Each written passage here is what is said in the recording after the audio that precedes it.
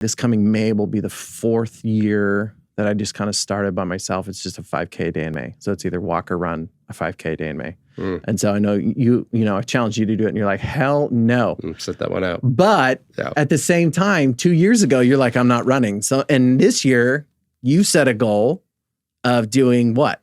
Yeah, so I will do not 5K a day, but I will do 5K a month, and that will lead up to, I believe we agreed to a half marathon. Yeah. Okay. Yeah. I'm not really built for running, but same with you. I don't really enjoy. I mean, it's don't get me wrong. It's enjoyable. Certain things, like when you're doing it, of course, it's exhausting. Your heart's pounding. You're sweating. It's cold sometimes. Like the environment can be somewhat miserable. Last time I did them in like these shoes that were way too big. It was just, but getting it accomplished, like that's just such a great feeling. And I like it to going hiking.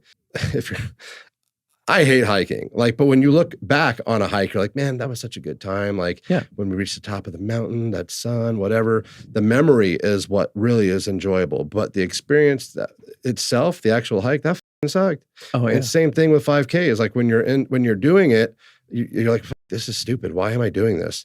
But when you're done, you can look back fondly upon the memories and it's like, yes, that sense of accomplishment. So I know exactly what you're talking about.